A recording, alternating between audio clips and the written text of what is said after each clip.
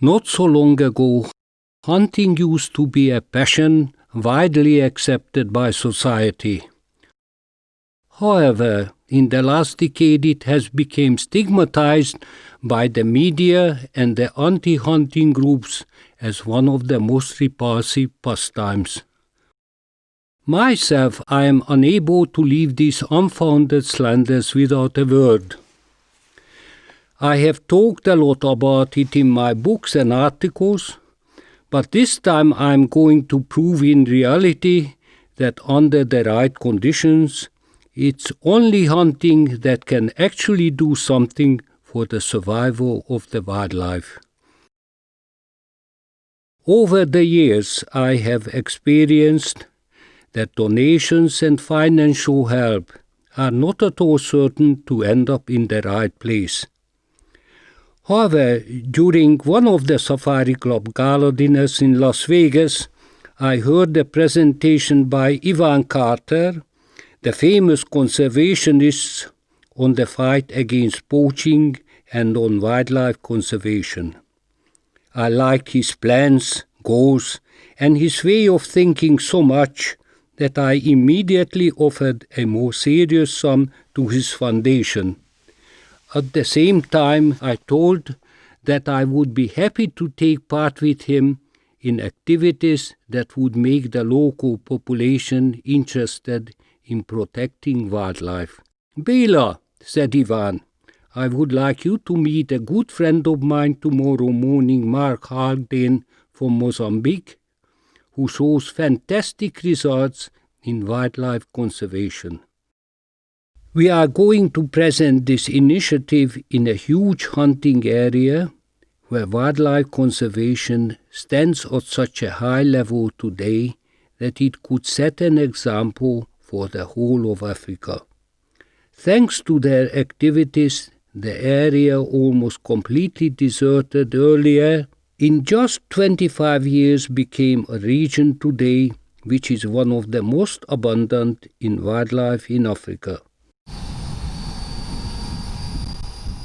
After a long, exhausting journey from Budapest with a transfer from Frankfurt and from Johannesburg, we arrive in Beira, where Mark Haldane is waiting for us. From here we travel by charter for another hour and a half before we reach our future camp.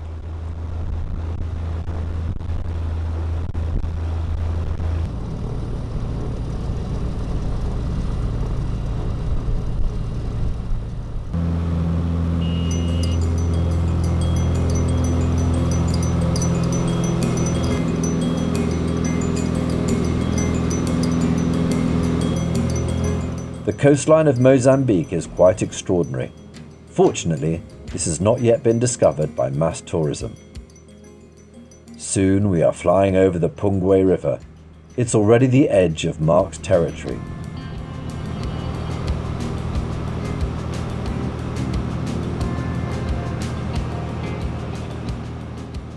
Just a few kilometers from the beach, we are already surprised by the abundance of wildlife seen from above. Water and reedbucks, hartebeests and buffaloes appear everywhere. We've heard a lot about Mark Haldane's exceptionally successful anti-poaching and wildlife conservation activities, his excellent hunting ground, and the successful hunting here that covers the costs of the former. We can't wait to see it all in practice. We are looking forward to some exceptional and inspirational experiences. We wonder curiously what the coming days will bring to us. We are landing on the lawn of the airport area, full of anticipation.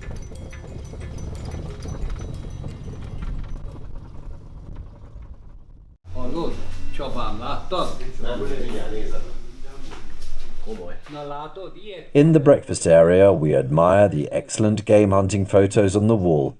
As special trophies, traps confiscated from poachers also enrich the collection.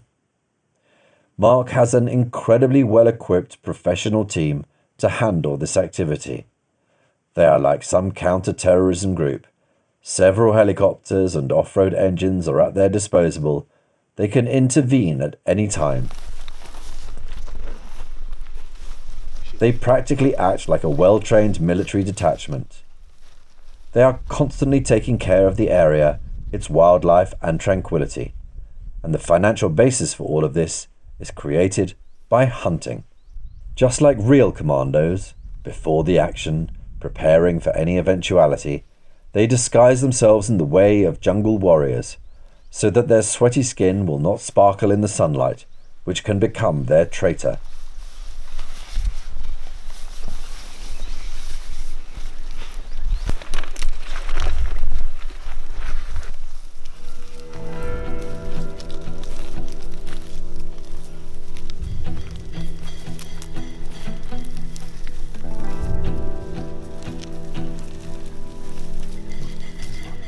Hours pass like this, in tension.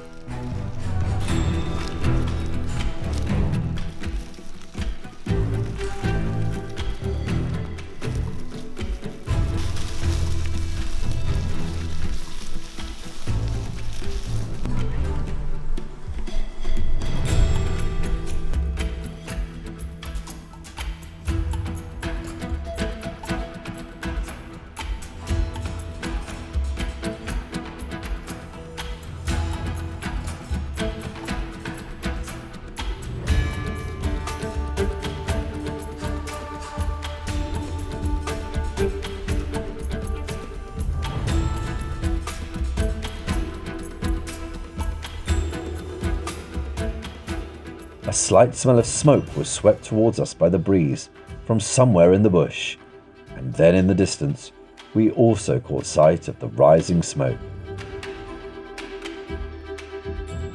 Eventually the fire they laid became the traitor of the poachers' hideout. The members of the unit carefully surrounded the poachers' haunt. By this time even their conversation could be heard. Then they suddenly ambush. The poachers caught in the act didn't even show resistance. They knew it made no sense.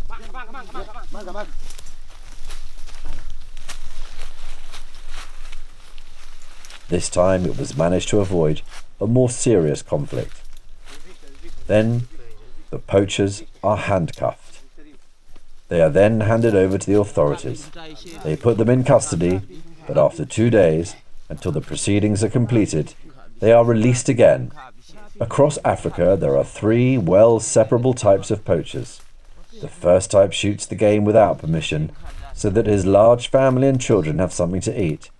They cause the least problems. The second category is poaching to obtain large quantities of meat, which he can sell for money on the black market. The third category, fortunately, is quite rare in this region. These are the ruthless poachers who specialize in rhinoceros horns and elephant tusks, which are extremely valuable commodities, raw materials of aphrodisiacs, sought after primarily in the Far East. Poachers specialized in these are the toughest group, determined for everything. There are no rhinos in this area, and there are also very few elephants, so they do not have much conflict with this third type.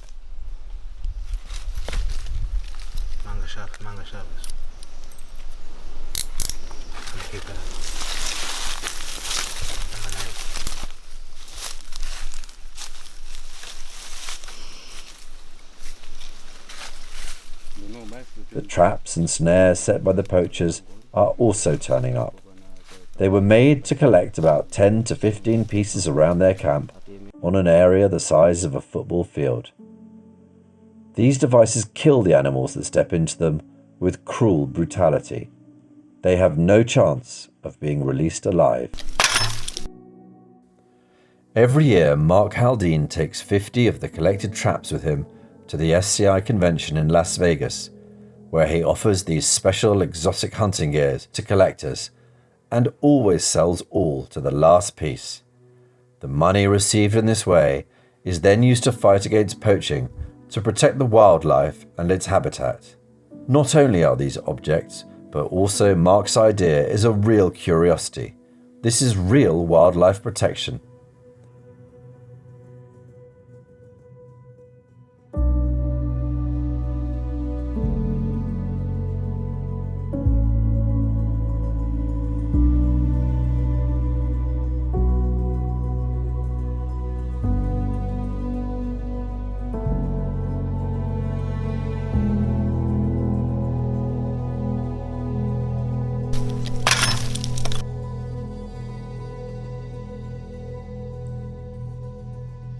There is also a reedbuck which has just been killed, the wire loop cut deep into the poor animal's neck, causing it to die slowly.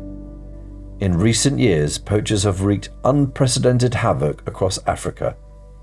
The most flagrant cases took place where the authorities, usually due to a lack of funds, stopped arming or even further employing park rangers, professional hunters, and hunting services against the poachers.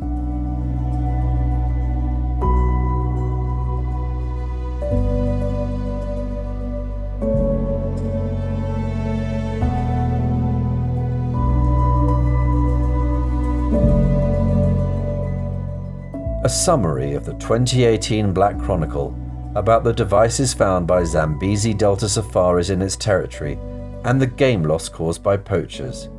Spring traps, 921 pieces. Leg hold traps, 63 pieces. Snares, 1,054 pieces. Confiscated spears and machetes, 7 pieces. Poachers arrested, 54. Poachers' hideouts destroyed, 38. Total animals killed, 245. Money made by hunting, the Zambezi Delta Safaris keeps fighting against it, now together with the Bela Hidvegi Hunting Foundation.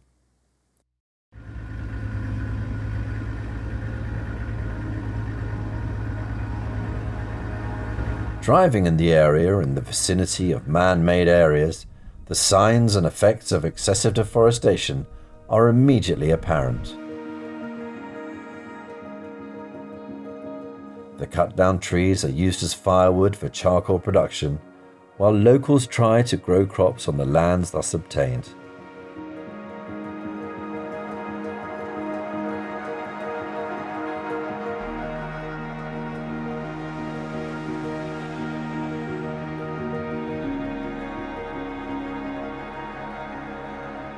After a year or two, the exploited farmland can no longer contain enough nutrients for the plants.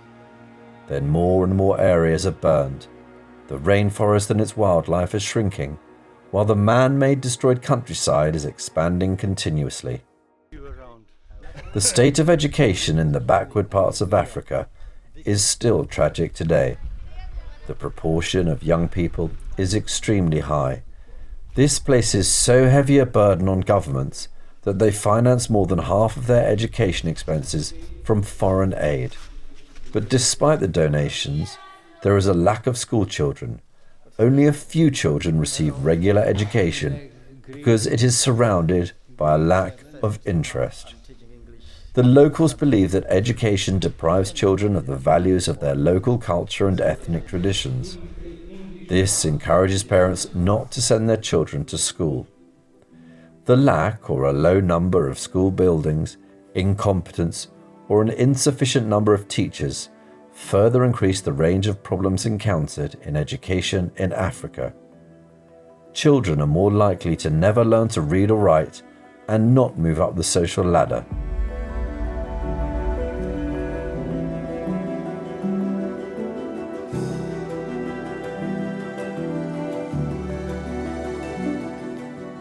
The health situation is also deplorable. The whole area is covered by waste. This view welcomes us as we head from the school to the local clinic.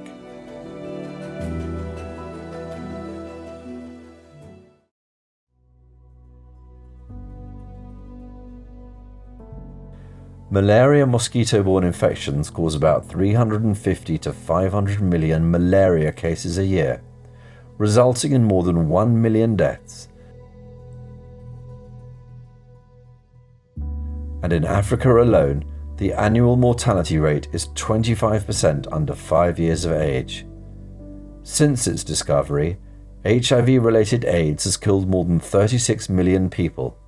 There are currently about 35 million people living with HIV infection in the world, mostly in Africa. Measles is one of the most common infectious diseases. The WHO estimates that 30 to 40 million people get sick with measles each year, and measles was the direct cause of more than half of the 1.7 million child deaths in 2000. And there's tuberculosis, dysentery, diphtheria, yellow fever, dengue fever, Ebola, cholera, smallpox, whooping cough, typhus, tetanus, sleeping sickness, meningitis, various worms, and many other sicknesses. A great many of these deadly diseases could be eradicated by vaccination, appropriate treatment, and adequate medical care.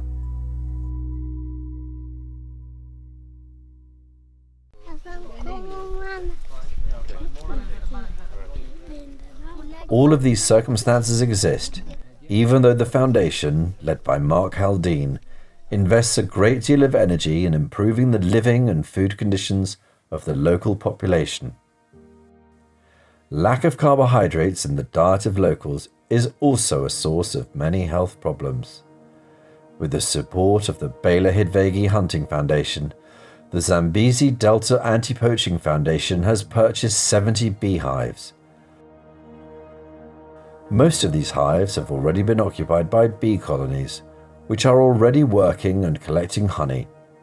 Thus, the local communities and population can already take advantage of the honey, and besides that, part of it is sold by Mark Haldane's people in the markets, and the resulting revenue is used entirely to fight against poaching. Utilizing bees in this way is an invaluable help to the local population, who can thus cover a significant part of their sugar needs. Mere words, no matter how sublime, fly away and are forgotten, just as money runs out sooner or later. However, the creative ideas and the deeds that follow them, the tangible results of practical work, always remain. I think the amazing thing about the honey project is our local population, they know bees. They've been working with bees for many years, but not keeping them, just taking them out of the bush. The exciting thing is these hives that UCO so kindly bought for us, the 50 hives that we've distributed, within a few years, this will become a self-sustaining program where the honey will be sold, the villagers will earn some money, and we'll have some money to put back into anti-poaching. So it's an incredible program, and one of the few that will run itself eventually. I hope that we will be able to follow up this project. Year after year, we invest more and more money. Thank you. And in my opinion, the most important thing will be in the future to expand this, because it's no point to have just small area. Quite right. We need to expand to 1,000 hives. Yeah. That's our aim. Okay. Thank you very much. Thank you so much. Thank you. Thank you.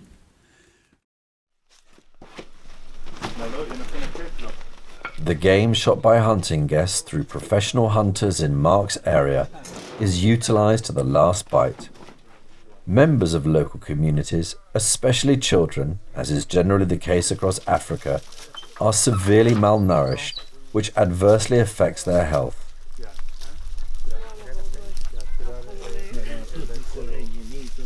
There are visibly many sick children here as well. The distribution of game meat involves serious administration. It is substantial that a family must receive no more than 5 kilograms of meat per week, because unfortunately, if they receive more, the head of the family will sell it, so there will be no food for the children. Every other day, the meat of the shot game is distributed in a different village. This serves two purposes. On the one hand, it provides a satisfactory diet for the population of the area. On the other hand, they are deterred from the basic form of poaching in Africa, from illegal meat gathering forced by poverty, subsistence poaching.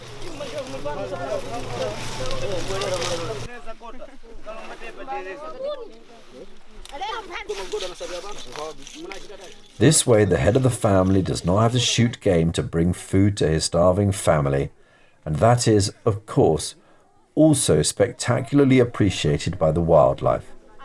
Their populations reproduce properly, and sustainable selective hunting not only produce financial income for wildlife conservation, but also provide fresh meat for the locals. For the time being, everyone is waiting patiently for their head ration. They perform their daily tasks here. The distribution of meat takes place according to a strict method. Everything is documented accurately. This is the only way to avoid different kinds of abuses. First, the oldest, the elderly, and then the mothers with their children take their turn.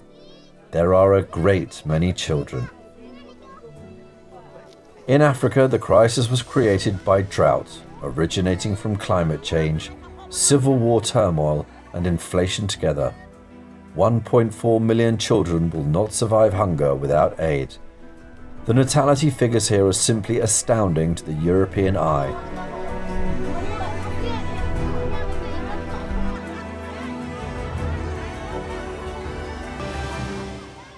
In Africa, the current food crisis in the Sahel and Greater Somalia alone threatens 23 million people.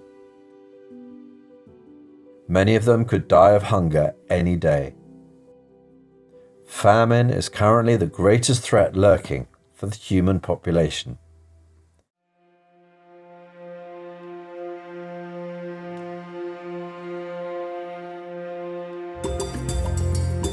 Besides providing food for the villages, another large and important task is the resettlement of predators obliterated during the Civil War, especially the lion and the leopard.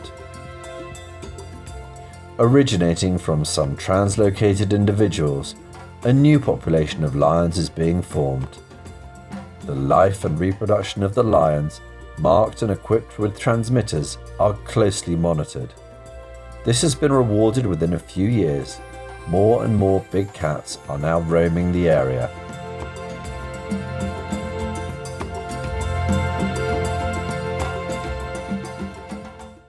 So this project started about a year ago. The project is called 24 Lions, or Lions 24. And the project started with the idea from Mary and Dan Kabela from the Kabela Family Foundation. And they started with the idea of bringing lions into Cotado 11 here in Mozambique. And this idea then, it was an idea around the campfire, which is where a lot of ideas start in Africa. And this idea then materialized later on with Ivan Carter Wildlife Conservation Alliance joining up with Zambezi Delta Safari. And so there were 24 lions that were brought in, a mix of males and females. All the individuals that were brought in at about 2.5 years old. So they were quite young, with the idea that they would live out their entire lifespan in this area, which is the main goal, is to try and get these animals to survive, follow them, track them, and make sure that they will reproduce, give us some cubs, and the cubs will then carry on that process to the next generations. And the population is growing. We're seeing that there's at the moment 17 confirmed cubs, and 3 females are still have cubs, but we haven't managed to see how many cubs they have. So the population is growing. We're very excited. There have been some ups and downs. We've had 3 male lions that we've lost to some to poaching, so some snares, gin trap, and then one that died of natural causes, which is part of the whole process of trying to establish a population here. Having access to helicopters and helicopter flying time is very, very important. Our area is part of a wetland system, and if it's a wetland system, you usually have a lot of water. So having access to helicopters and being able to fly to have a visual of these lions fairly regularly, at least we'll try and get every individual maybe once a week, which really helps us to understand what's going on with the population, with each individual, and how the population is then growing, checking up on the cubs and all of that.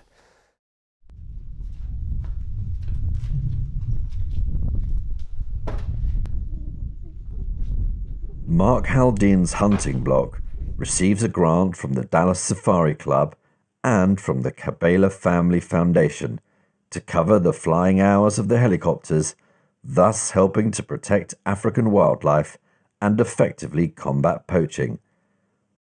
The Michigan chapter of SCI is involved in their community programs, particularly in farming.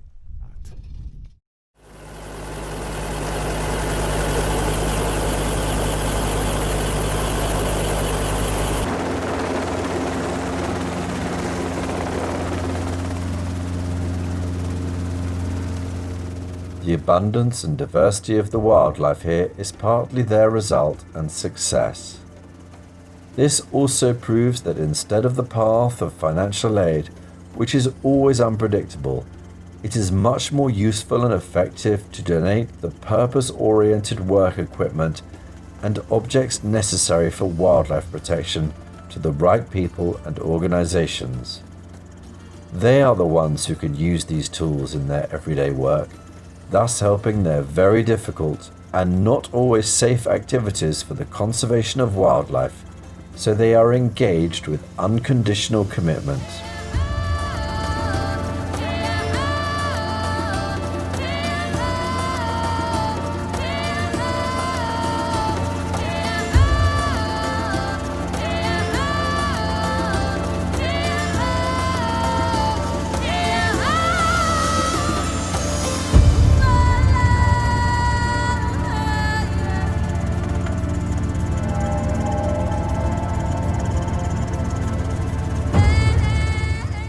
Words fly away and are forgotten, but the result of deeds is a reality whose memory is preserved.